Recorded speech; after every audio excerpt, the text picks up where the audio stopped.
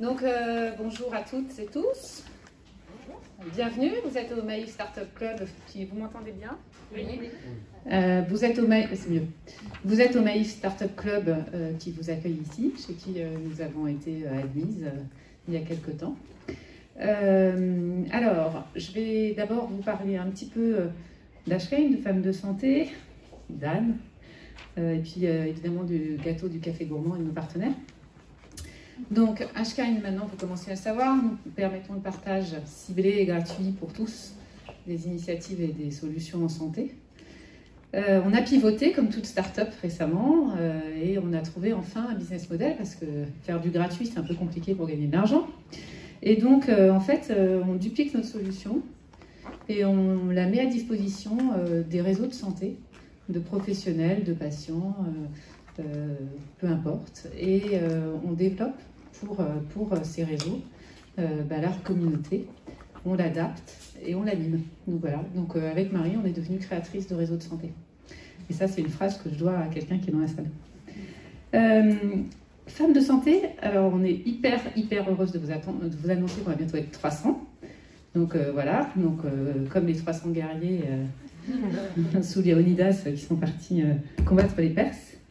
Alors nous, on ne va pas combattre, hein, on va faire l'inverse, c'est-à-dire qu'on va mettre en lumière. Donc qu'est-ce qu'on fait dans Femmes de Santé? On met en lumière 13 femmes par an. On vient de terminer le tournage. Ce tournage a été permis par les laboratoires Mylan. Il est soutenu par One Media qui soutient aussi cet événement. Il est en collaboration aussi avec le comité d'organisation et Orange qui nous soutient également.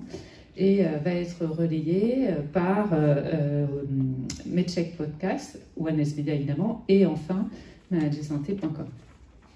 J'ai cité les partenaires. Et Ashkine évidemment. Hein. Bon, bref. Alors, pour le juste info réseau, Marie a eu l'idée de permettre qu'on partage nos expertises entre nous dans le réseau.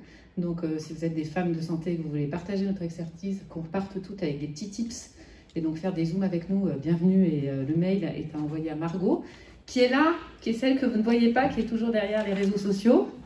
Voilà. Merci Margot. Et ensuite, on va aussi faire des permanences en Zoom pour comprendre ce que vous espérez du réseau et voir ce que vous voulez proposer pour qu'on puisse avancer avec vous. Le gâteau aujourd'hui, alors le gâteau, Covid oblige, va être dans des petites boîtes que vous allez ramener à la maison, mais on vous la fait quand même. Donc on va prendre le café dehors. C'était lunettes. Je les retire. On va prendre le café dehors et on va... Ah oui, c'est peut-être mon masque. Et on va avoir les choux de chez Boudis. Alors Boudis, c'est un pâtissier qui fait que des choux extrêmement bons et raffinés, qui en plus a décoré les choux pour vous aujourd'hui. Donc vous allez repartir avec une petite boîte avec 4 choux à l'intérieur, chocolat, caramel beurre salé, vanille et tiramisu. Voilà. Et c'est One Media qui vous les offre en plus. Donc, bien, j'ai fini avec les annonces, maintenant on parle d'Anne. Alors Anne Rubinstein, avant d'être une actrice de santé, puisque vous êtes au cabinet de la PHP, directrice de cabinet de la PHP, vous étiez une actrice de l'économie sociale et solidaire, et même, et ça on le sait un peu moins, une institutrice spécialisée en aide à l'intégration scolaire, puis directrice d'école avec un S en Seine-Saint-Denis. J'avais oublié.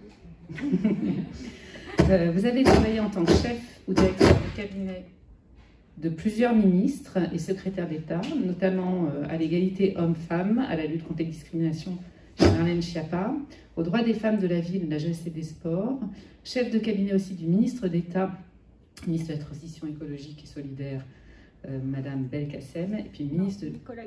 Nicolas Hulot, c'est ça, pardon, et aussi Najat Vallaud-Belkacem à l'égalité hommes-femmes, et ministre de l'économie, de l'industrie et du numérique à l'époque, qui n'est autre que notre président de la République. Vous avez été aussi délégué à l'économie sociale et solidaire au sein du groupe La Poste. Et à titre personnel, je crois me souvenir que vous avez 3 garçons, c'est ça? Voilà. Ça, c'est grâce à une discussion aussi que vous avez eue avec Marie, qui avait remarqué que vous portiez de très belles boucles d'oreilles et vous êtes ultra fan de boucles d'oreilles. Donc si jamais vous voulez attirer l'attention d'Anne, vous savez quoi lui offrir. Voilà, maintenant, vous savez tout. Et les chaussures. Bon, ben voilà, écoutez. Je pense qu'on peut aussi vous qualifier de féministe. Donc on va vous écouter nous parler de la place des femmes à la PHP et à l'hôpital en général. Merci beaucoup. Merci. Merci beaucoup, merci de m'accueillir. J'ai un petit peu de mal à me vivre moi-même comme une femme de santé, puisque j'ai intégré la PHP il y a 1 an et demi, c'était en février 2019, et j'arrivais directement effectivement du cabinet de Marlène Schiappa, où j'étais sa directrice de cabinet. Donc du coup je découvre et j'ai découvert le monde de la santé à cette occasion. C'était une des 3 fonctions publiques que je ne connaissais pas dans mon long parcours que vous avez rappelé rapidement. Et évidemment en arrivant auprès de Martin Hirsch, que lui par ailleurs je connaissais dans ses autres fonctions et dans une approche plus amicale, quand je suis arrivée à la PHP, un peu étonnée, me disant mais comme je ne connais rien, pourquoi me demandes-tu de venir? Je pense que c'est parce que je ne connaissais rien qu'il m'a demandé de venir en fait, pour avoir un regard extérieur à ce monde. Et pour, bon après, je pense que mon parcours politique était aussi intéressant pour ce type de poste. Et évidemment, dans la proposition d'embauche, on va dire, moi je lui ai dit, écoute, mon fil rouge, il y en a plusieurs, mais mon fil rouge c'est quand même l'égalité entre les femmes et les hommes. Et ça m'intéresserait d'avoir ce dossier. Et évidemment, il a accepté, étant donné que ce sujet n'avait jamais été abordé précédemment d'un point de vue institutionnel, en tout cas avec un portage au sein de la direction générale. Donc je me suis retrouvée, et je suis toujours, en plus des fonctions classiques d'une directrice de cabinet, et en plus de la gestion de crise qu'on n'avait pas complètement prévue au moment de mon embauche, je suis les sujets d'égalité femmes-hommes à la PHP. Alors, moi, pour dire comment j'ai abordé ce travail, je l'ai abordé en ne voulant pas dissocier 3 axes. Pour moi, c'est un triptyque et il n'était pas question que je puisse privilégier l'un par rapport aux autres, parce que pour moi, c'est très lié. Donc, il y a le volet égalité professionnelle. Il y a le volet lutte contre les comportements inappropriés, puisqu'on ne peut pas parler d'égalité si par ailleurs on supporte, on nie un certain nombre de sujets auxquels les femmes, mais pas seulement les femmes, sont confrontées. Et le 3e pilier, c'est la lutte contre les violences faites aux femmes, considérant que le plus grand CHU d'Europe devait se doter et revendiquer d'avoir des structures spécialisées pour la lutte contre les violences faites aux femmes. J'avais été frappée dans les cabinets ministériels, puisque j'ai accompagné les 2, pas les 2 dernières, puisque entre Najat Vallaud-Belkacem et Marlène Schiappa, il y a eu d'autres ministres des droits des femmes, mais en tout cas 2 entre 2012 et 2018. J'avais été frappée de voir qu'il y a des petites initiatives isolées en France, mais qui ne font pas système et qui ne se développent pas, alors que ça porte ses fruits. Et donc j'ai décidé de m'atteler à faire émerger au sein de la PHP des structures de lutte de prise en charge, de meilleure prise en charge et beaucoup plus intégrée pour les femmes victimes de violences. Je ne pense pas qu'on aura beaucoup le temps d'en parler aujourd'hui, mais ça fait partie pour moi des 3 piliers du travail que je mène à la PHP. Alors pour revenir à l'égalité entre les femmes et les hommes dans le milieu de la santé, je vais vous donner peut-être quelques petits chiffres clés sans du tout vouloir vous abrutir avec des chiffres, mais quand même, je pense, et c'est peut-être ouais, il faudra me tenir le temps, ouais, parce que sinon... C'était pas pour vous, c'était pour... parce que je sais que vous devez partir. Intarissable sur le sujet. Je peux... C'est bon. Non, non. L'idée, c'est aussi qu'on échange peut-être... Parce voilà, qu'Anne doit partir impérativement dernier J'ai un rendez-vous téléphonique à 14h30. Voilà. Donc quelques chiffres clés et pour ce que j'essayais de dire avant, c'est que ça fera partie de peut-être aussi de ma conclusion, c'est que pour poser un sujet, pour qu'il soit pris en compte, il faut l'objectiver. Parce que c'est facile, parler l'égalité, c'est une notion qui a l'air tellement évidente que si vous ne la soyez pas sur un diagnostic, et ça devrait vous parler à vous qui venez du domaine de la santé, eh bien ça reste soit suspect de militantisme, tout à l'heure vous m'avez décrit comme féministe, j'entends encore... Non mais je suis pour l'égalité mais je suis pas féministe, mais non mais c'est pas, on veut pas être féministe, non mais c'est pas le problème c'est qu'on parle d'égalité et pour démontrer qu'il y a un sujet, eh ben, il faut toujours mieux le poser. Donc du coup je me suis attachée et en étant étonnée que ça n'existe pas, à trouver des indicateurs. Et donc ça, c'est un travail de dingue à la PHP, hein, je vous rappelle, le plus grand CHU européen. Je mets un peu ma pub parce que mon directeur général, sinon on va me prendre. 39 établissements, à peu près 100 000 agents. Il n'y avait pas d'indicateurs en fait, donc il a fallu les construire, aller les chercher, demander à des gens de la RH, ceux qui ont en charge plutôt le personnel médecin, suivant les questions que je leur posais, d'essayer d'aller trouver dans leurs ordinateurs comment objectiver un petit peu tout ça. Donc j'ai trouvé quelques chiffres évidemment au bout d'un petit moment. Donc à la PHP, il y a 58% des médecins qui sont des femmes. Mais il n'y en a que 20% qui sont des PUPH. Donc déjà, vous voyez qu'il y a quand même une question à se poser.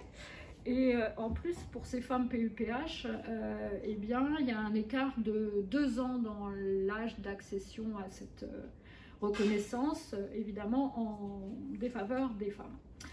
Et d'ailleurs, et ça sera une partie aussi à la fin de mon intervention sur ce qu'on peut faire, en 2019, il n'y avait que 35% des candidats pour être PUPH qui étaient des femmes. Donc évidemment, il n'y en a pas beaucoup à l'arrivée, mais il n'y en a pas non plus tant que ça au départ. Donc c'est une des choses qui est intéressante de pointer.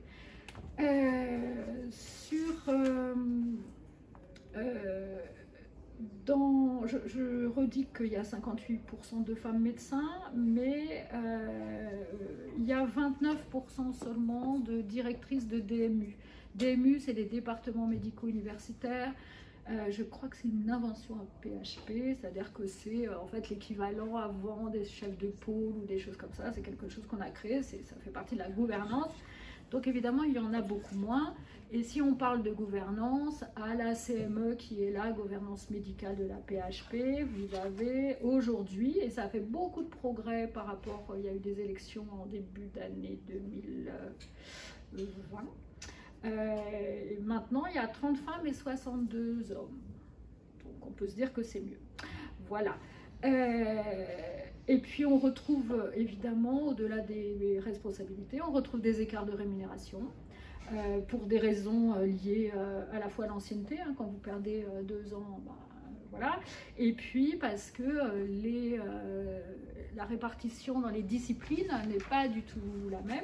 Je ne vais pas détailler tout ça, hein, j'ai tous ces documents et voilà, mais les femmes n'exercent pas les mêmes disciplines que les hommes, et les disciplines les plus lucratives, que ce soit parce qu'elles génèrent des gardes ou qu'elles génèrent des revenus autres, y compris autres hôpitaux publics, eh bien elles sont plus rémunératrices pour celles qui sont exercées par les hommes.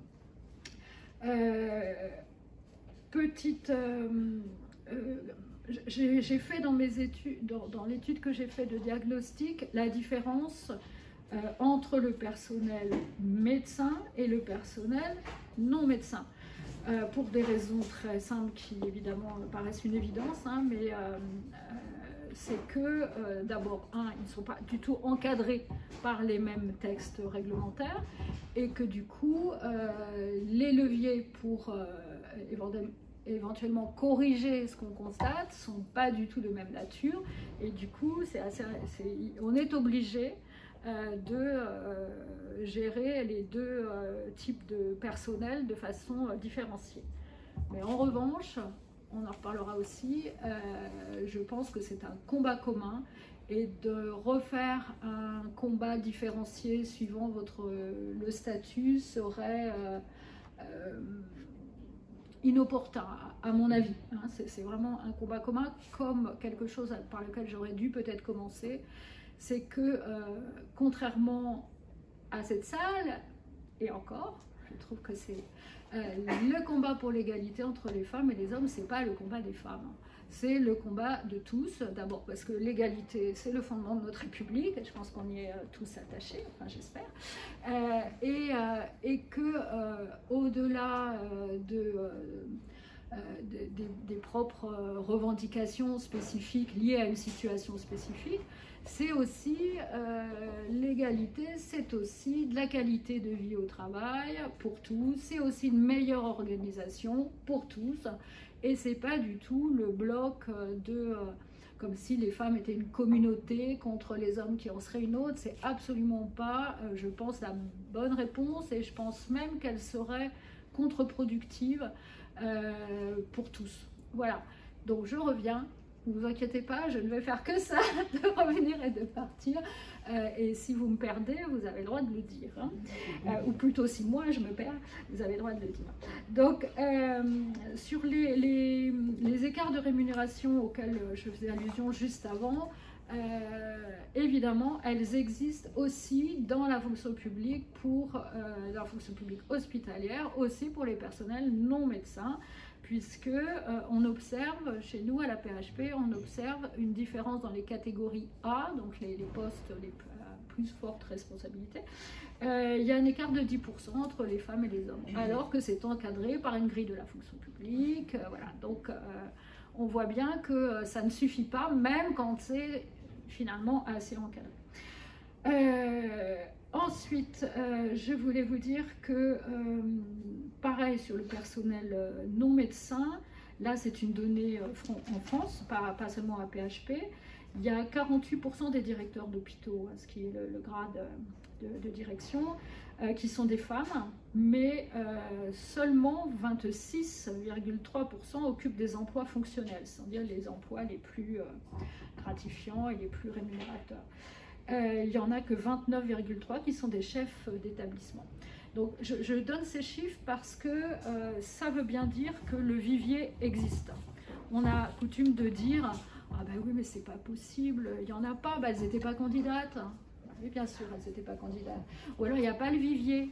Ben, en fait, le vivier, il existe. Et puis un des enjeux, c'est effectivement qu'elles soient candidates, que nous soyons candidates. Et je vais y revenir.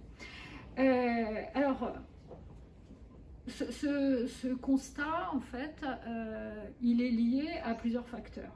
D'abord, je pense qu'il faut continuer, il faut toujours le faire, c'est valoriser et encourager les femmes en responsabilité. Si vous êtes moins visible, vous êtes moins présente dans les médias. Je pense que la crise qu'on vient de traverser, la crise du Covid, où on a jamais autant vu de scientifiques, de médecins, de chercheurs, il y en avait sur toutes les chaînes, il y en avait à toute heure, il y en avait qui ne disaient pas la même chose d'ailleurs, mais bon, il y en avait partout. La proportion de femmes était quand même assez disproportionnée par rapport à celles qui étaient au chevet des malades. Hein. Donc la question de la valorisation, y compris vis-à-vis des jeunes, c'est ce qu'on appelle dans le jargon les rôles modèles, c'est hyper important. C'est-à-dire que pour se projeter dans une fonction de responsabilité, eh bien, il faut avoir vu que c'était possible. Et donc, je pense que dans ce qu'on peut faire, il y a ça. Il y a aussi tout ce qui concerne l'élimination des biais. Et là, vraiment, je voudrais insister là-dessus parce que c'est peut-être le plus... En fait, il ne faut pas bouger. Hein. Les biais, c'est la chose la plus difficile à attraper. C'est-à-dire qu'on est nous-mêmes, femmes, les premières responsables de nos propres limites en fait. Hein. Il y a effectivement tout ce qui relève de la société, tous les préjugés, tout ça, mais il y a aussi ce qu'on s'interdit parce qu'on pense qu'on ne sera pas à la hauteur, parce que ça va être trop compliqué. Moi j'ai été frappée, j'ai fait 10 ans de cabinet ministériel, 10 ans de cabinet en situation de direction, donc embaucher des collaborateurs, des conseillers ministériels. Et c'était, mais je veux dire, maintenant je peux absolument fermer les yeux et être sûre que ça va se passer, toujours, dans tous les postes. Et surtout, vous avez vu que j'ai accompagné des gens dans des registres très différents, à Bercy, plutôt l'écologie, aux droits des femmes, enfin. Les femmes vous disent toujours, mais vous pensez que je vais être capable, c'est bien ce que le ministre veut, vous êtes sûr? Mais moi j'ai jamais fait ça, et mais qu'est-ce qu'il attend, ou qu'est-ce qu'elle attend? Et puis deuxième question immédiate, c'était, alors vous pensez que c'est compatible avec ma vie, mes enfants, comment c'est possible, est-ce qu'on peut, bon, ok. Sachant qu'évidemment c'est une parenthèse dans votre vie, le cabinet ministériel, et que c'est hors de toute législation du travail, vous travaillez, bon bref, ce qui est vrai, mais donc les femmes se posent ça. Les garçons, en revanche, c'était en gros, non mais je suis la bonne personne, et puis quelle chance le ministre a de pouvoir me recruter. Et je caricature un peu, mais c'est et jamais de questions sur l'articulation avec la vie personnelle, jamais. Ce qui fait qu'au bout de quelques temps, c'est moi qui devançais en disant, mais est-ce que c'est bien un projet familial? Vous en avez bien parlé aux garçons, hein. Vous avez bien parlé chez vous, votre femme, ça. Y compris parce que j'ai vu au travers de ces 10 années des familles exploser, des divorces, des choses comme ça, parce que c'est pas si simple d'avoir quelqu'un qui est englouti corps et biens au profit de la République comme ça. Bon voilà, donc c'était pour dire que les femmes elles-mêmes, nous interdisons un certain nombre de choses et qu'il faut travailler là-dessus, et qu'il faut travailler là-dessus dès le départ, dès les études et dès le plus jeune âge. Je suis frappée, dans les études de médecine, vous apprenez à devenir un excellent praticien, vous apprenez une discipline, mais vous apprenez jamais à être un chef ou une chef. Donc le management, prendre des responsabilités, ben ça s'apprend, hein, c'est tout bête, mais ça s'apprend. Comme ça n'existe pas dans ces études-là, il y a des tas et en particulier des femmes, qui se disent « Ouh là là là là, c'est trop compliqué, je ne vais pas savoir faire, je ne suis pas la bonne personne, et donc je ne me présente pas, et comme je ne me présente pas, je ne risque pas d'accéder au poste. » Je crois qu'il faut que je me dépêche, donc je me dépêche. On essaie d'être discrète. Non, mais c'est bien, il faut que je le sache, sinon. C'est pour que la salle puisse vous poser plein de questions. Absolument. Dans les moments clés du décrochage entre les hommes et les femmes, il y a évidemment, et c'est pas spécifique à votre milieu, encore que, il y a évidemment le décrochage, c'est la maternité, c'est une évidence absolue, mais vraiment beaucoup plus pour les médecins que pour toute autre profession, je trouve, hein, moi c'est ce que j'ai vérifié. D'abord parce qu'un médecin, a priori, en tout cas c'est ce qu'on me dit, ne se remplace pas aussi facilement, hein. On n'en est pas à la brigade de remplacement des professeurs de dessin qui, quand il y a une professeure de dessin enceinte en congé de maternité dans l'académie de Créteil, il y a immédiatement, des fois il y a des petits loupés, mais il y a surtout pour le dessin, mais bref, il y a en tout cas un système d'organiser, ce système n'est pas organisé. Je ne suis pas complètement sûre que ce soit qu'une question de moyens, même si évidemment derrière le remplacement des congés maternité, il y a toujours une question de moyens, mais je pense que ce n'est pas que ça. Et donc on paye très cher sa maternité à l'hôpital, vraiment très cher, c'est-à-dire que partout quand même, y compris parce que c'est une représentation peut-être ancestrale, on sacralise la femme enceinte partout dans la société, dans tous les milieux, voilà. Alors à l'hôpital, pas du tout, on vous traite mal, on vous dit des choses qui sont même comment dire, qui relève de quelque chose d'interdit par la loi. On n'a pas le droit de discriminer quelqu'un parce qu'il est enceinte. On n'a pas le droit de vous demander, on est bien d'accord que tu ne seras pas enceinte dans les 5 prochaines années. Ça, c'est interdit par la loi, mais pourtant ça se fait dans le huis clos de ces entretiens avec quelqu'un qui a en main toute votre carrière, parce que ce chef de service vous coopte, vous emmène dans le chemin de votre carrière. Ça, c'est très particulier à ce métier, hein. C'est quand même beaucoup plus codifié, y compris au sein des entreprises et des grandes entreprises. Donc là, cette espèce de poids sur les épaules de la maternité, à propos de la maternité, c'est quelque chose de très, très, très présent et qui donne lieu à des témoignages nombreux et variés. Et puis, dans cette histoire de choses qui empêchent l'égalité, il y a évidemment les comportements inappropriés. Vous avez vu, j'ai trouvé une formule élégante pour quelque chose qui ne l'est pas du tout. C'est effectivement cette espèce de, comment dire, d'acceptation, voire même de revendication, de oui mais nous à l'hôpital c'est pas pareil, oui mais nous dans notre culture, oui mais nous c'est normal que dans les salles de garde il se passe ceci, il se passe cela. Ben non, c'est pas normal parce que c'est normal nulle part, donc il n'y a pas de raison, et y compris pour un certain nombre de choses c'est interdit et c'est pénalement répréhensible, et c'est pénalement répréhensible à l'hôpital comme partout ailleurs. Mais il y a une forme quand même d'acceptation, presque d'intégration dans un corps, ce qui fait que moi j'ai rencontré des jeunes femmes qui disaient, non mais c'est pas si grave, ça fait partie de notre monde, il faut l'accepter sinon on n'est pas médecin. Bah non, en fait je pense qu'on peut être un excellent médecin en respectant ses collègues, en s'interdisant des gros propos graveleux, voire même de ne pas vérifier le consentement pour aller un petit peu plus loin. Ça, c'est, on va dire, la zone grise hein, de ce qui se passe à l'hôpital. Il y a des témoignages sporadiques, il y a peu de plaintes, pour les raisons dont je parlais tout à l'heure. Hein.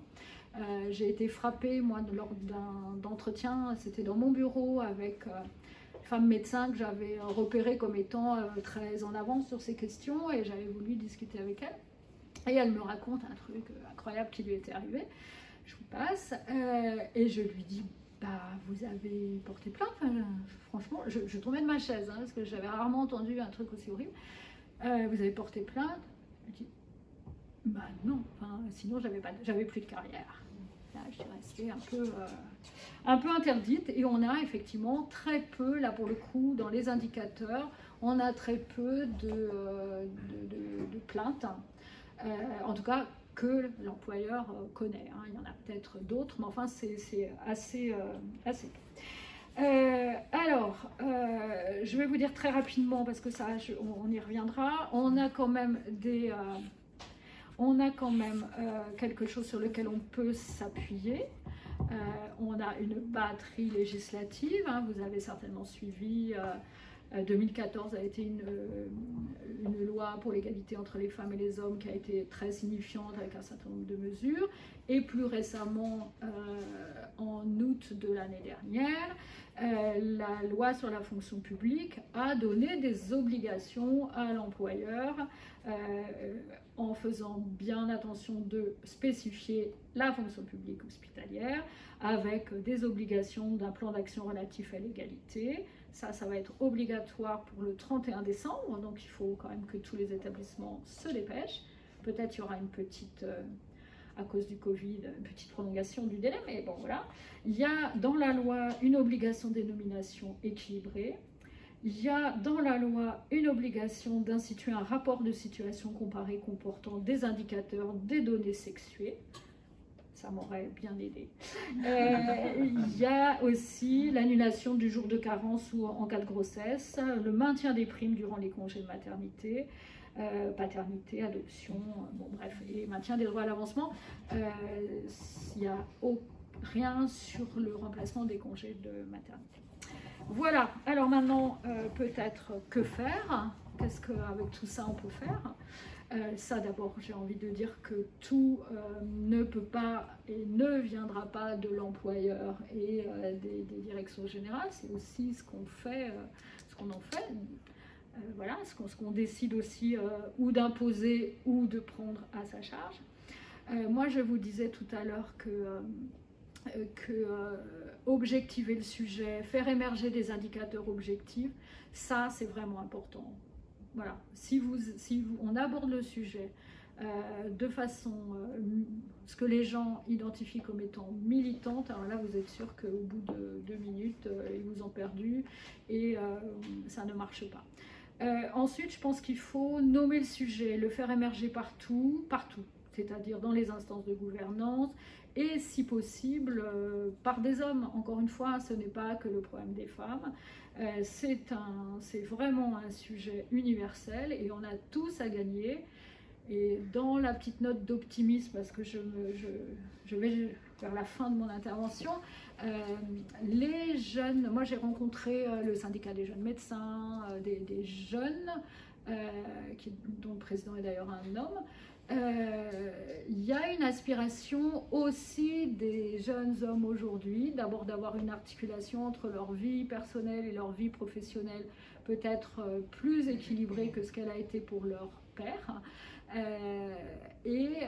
Cette demande d'égalité, elle va conduire aussi les hommes à être dans un autre rôle que celui que la société leur a imposé aussi certainement depuis la nuit des temps. Donc je pense que dans les choses qui sont plutôt positives, il y a aussi cette volonté de faire autrement et d'être dans quelque chose qui va aussi libérer d'une certaine façon les hommes du poids de la représentation de ce qu'ils doivent être. Voilà. Après, je pense, et j'ai eu des échanges là ces quelques jours, je pense qu'il faut absolument faire une campagne de témoignage. Il faut témoigner de ce qui se passe dans les hôpitaux, dans le milieu médical. C'est un milieu qui ne prend pas beaucoup la parole sur ces sujets-là. Mais il y a vraiment de quoi. Et encore une fois, je pense que c'est le bon moment, qu'aujourd'hui, il y a des choses qui sont insupportables dans l'opinion publique et qui méritent d'être connues. Voilà, donc moi, je vous dirais, prenez la parole, expliquez partout ce à quoi vous êtes confrontés. Et à un moment donné, les choses évoluent par le poids de... La politique, c'est un rapport de force et par le poids des mobilisations, le poids de ce qui devient inacceptable pour une société, c'est de là que viennent les progrès de cette société. Donc, je pense qu'il faut le faire. Et puis après, il y a des solutions aussi assez pratiques. Hein, tout à l'heure, je vous disais que si on met dans les études dès le départ la formation à la prise de responsabilité, on peut imaginer que ça va détendre un certain nombre de candidates, futures candidates et qui accepteront de le faire. On peut se dire aussi que quand on ouvre un poste, on ne conclut pas à sa, comment on appelle ça, on conclut pas sur qui va le prendre s'il n'y a pas eu de candidature équilibrée, féminine. Vous ne pouvez pas avoir le choix entre 3 hommes. Donc du coup c'est infructueux comme on dit pour les marchés publics, c'est infructueux et on recommence jusqu'à temps qu'on ait suffisamment le choix.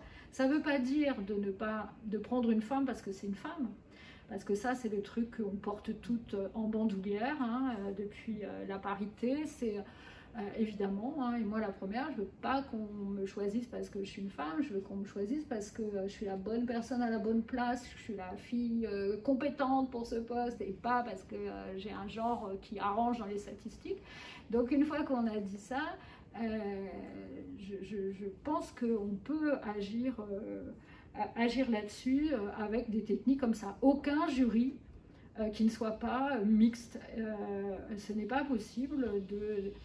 On a quand même tous tendance hein, c'est vrai aussi pour la cooptation, à choisir des gens qui vous ressemblent. C'est presque inconscient, on ne se le dit pas, mais en fait dans les trucs qui sont au fond de notre tête et qui sont presque des réflexes, on choisit des gens qui nous ressemblent. Donc pour éviter ce biais-là, il faut qu'il y ait des gens qui ressemblent à tout le monde dans vos jurys. Après, je pense que la question du remplacement des congés de maternité peut-être a émergé chez nous l'idée de l'obligation du congé de paternité. Il y a ces fameux 11 jours, c'est quand même pas beaucoup 11 jours, hein, que les hommes prennent pas, vraiment pas beaucoup, à l'hôpital encore moins qu'ailleurs, mais pas beaucoup. À la PHP, en 2019, il y a eu 559 congés de maternité de femmes médecins. J'ai enlevé les étudiants, j'ai enlevé les internes parce que, voilà, pour ma démonstration du congé, tout ça, j'en avais moins besoin. Et il y a eu 120 hommes qui ont pris les 11 jours. Les 11 jours. Le congé de paternité, mais qui va jusqu'à 11 jours, mais ça se trouve, ils en ont pris que 2. Ça, je n'ai pas pu aller dans ce détail-là. Donc il y a peut-être quelque chose à faire. Certains disent que si c'était obligatoire, ça serait mieux. La loi aujourd'hui ne le dit pas, mais voilà, c'est des pistes. Et puis, et je conclurai là-dessus, par rapport au volet lutte contre les comportements inappropriés, là pour le coup, c'est tout ce qu'on connaît ailleurs, hein, il faut libérer la parole, il faut que ça soit porté quand vous accueillez les étudiants, quand vous êtes en situation de management. Moi, dans mon service, jamais, donc que vous soyez... quand on est en responsabilité, très proactif pour dire ça, je ne l'admets pas et je serai intransigeant si j'entends qu'il se passe telle ou telle chose. Nous, on imagine là mettre en place un peu tous azimuts des cellules d'écoute, dont une extérieure à la PHP, c'est-à-dire pas avec des agents de la PHP. Je veux faire appel au 3919 parce que c'est leur métier d'écouter.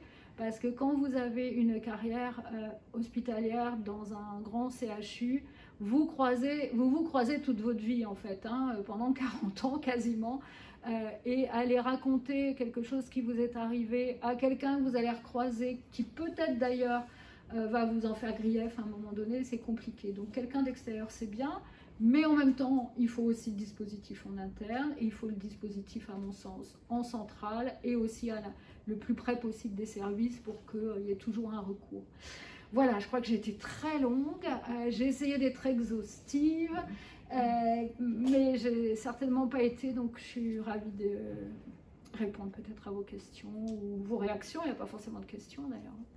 Merci. Je sais pas si Merci beaucoup d'avoir partagé ça avec nous.